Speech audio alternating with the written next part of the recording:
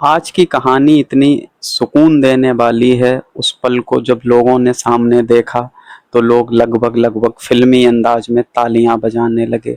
आज की कहानी ही कुछ ऐसी है, कहानी ऐसी कि लगभग 4 साल मुकदमा चलता रहा तलाक को लेकर, लेकिन आखिर कुछ ऐसा हुआ जब अमन और साधना ने एक दूसरे को गले से लगा लिया और तलाक के कागजात हवा में उड़ा दिए, तो पूरा कोर्ट परिसर लगभग तालियां बजाने को मजबूर हो गया।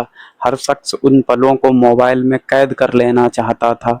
बाद में ये वीडियो बहुत ज़्यादा वायरल भी हुए। आदाब, नमस्कार, मैं नाजिम सिद्दीकी। आज की कहानी है अमन और साधना की। साधना कानपुर की रहने वाली थी, अमन लखनऊ का रहने वाला था। अब लगभग आज से 5 से 6 साल पहले साधना के घर वालों ने साधना की शादी करने की सोची। अब उन्हें लड़का मिला लखनऊ में, जो था अमन कुमार। अमन एक अच्छा लड़का था, उसकी कपड़े की दुकान थी, अच्छा घर बना हुआ था। सारे लोगों को अमन काफ़ी अच्छा लगा। इधर साधना के घर में सिर्फ साधना थी।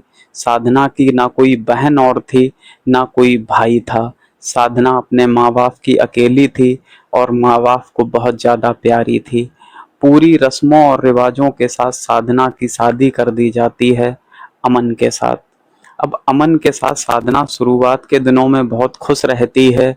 जब मायके आती थी तब अमन की खूब तारीफ करती थी, साथ ही साथ अपनी ससुराल वालों की भी बहुत तारीफ करती थी।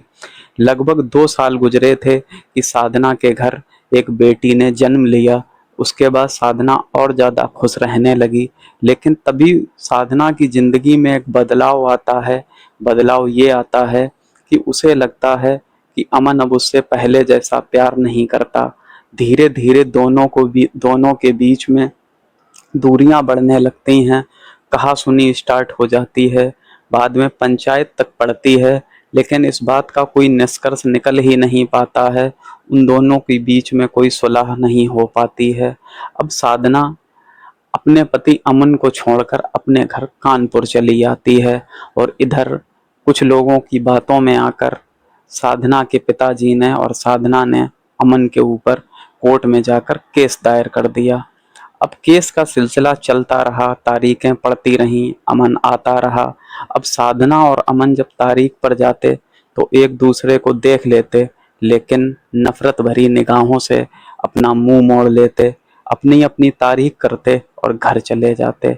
लगभग ये मुकदमा 4 साल तक चलता रहा। अब बात आ गई थी 2026 में। अमन को अचानक किसी रिश्तेदार के माध्यम से पता लगा कि साधना के पिता यानी अमन के ससुर की तबीयत बहुत ज़्यादा खराब है। वो बिस्तर पर लगभग अपनी आखिरी सांसें ले रहे हैं। अब अमन जानता था कि उसका कोई साला नहीं है, ना ही कोई और उसकी पत्नी की बहन है जो उनकी देखभाल हो सके। अब अमन ना चाहते हुए भी घर वालों ने बहुत मना करा कि तुम ससुराल ना जाओ, हो सकता है वो लोग तुम्हारे साथ कुछ ऊंच नीच हरकत कर दें, तो हमारे लिए तो जिंदगी भर का रोना हो जाएगा। लेकिन अमन ने किसी की एक ना सुनी। अमन सीधी अपनी ससुराल पहुंच गया। वहां से अपने ससुर के लिए एक एम्बुलेंस की, सीधा उन्हें लेके दिल्ली के एक बड़े अस्पताल में पहुंच गया। वहां जाके उन्हें एडमिट कर दिया। लगभग 7 से 8 दिन उसके ससुर अस्पताल में एडमिट रहे, जब तक अमन ने मानो दिन और रात एक कर दी हों। अमन पूरी पूरी रात जागता, अपने ससुर का खूब सा ख्याल रखता। अब आखिर वो दिन भी आ गया जब उसके ससुर की तबीयत पहले से बहुत ज़्यादा अच्छी हो गई।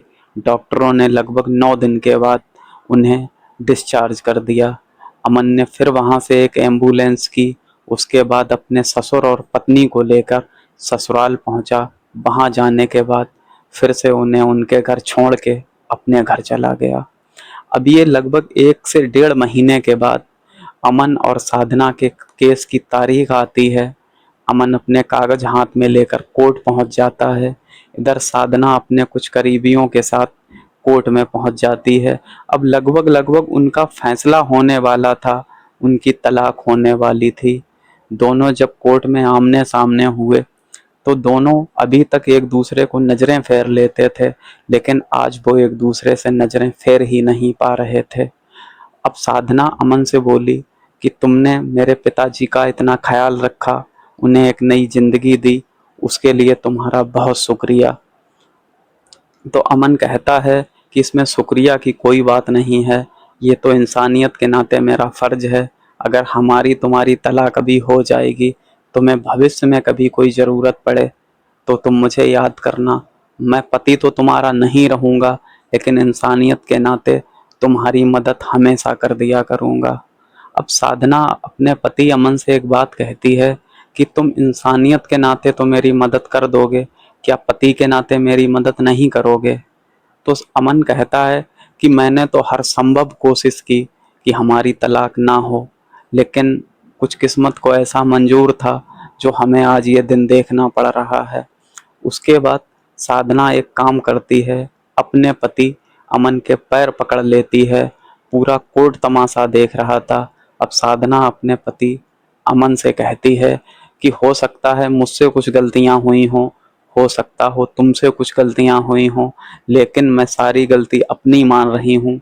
हो सके तो मुझे माफ़ कर दो और फिर से मुझे अपने साथ अपने घर ले चलो। अब अमन जैसे ही ये बातें सुनता है, उसकी आंखों से आंसू निकलने लगते हैं। वो अपनी पत्नी साधना को गले से लगा लेता है। दोनों तलाक के कागजात जो होने वाली थी उन्हें हवा में उड़ा देते हैं। दोनों एक दूसरे से गले लग के बेतहाशा रोने लगते हैं।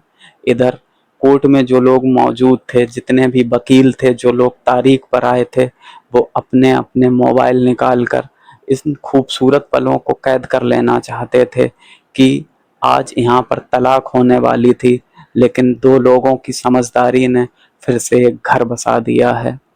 आज की कहानी में इतना ही। ये कहानी आपको कैसी लगी, कहानी के बारे में ज़रूर अपनी राय दें।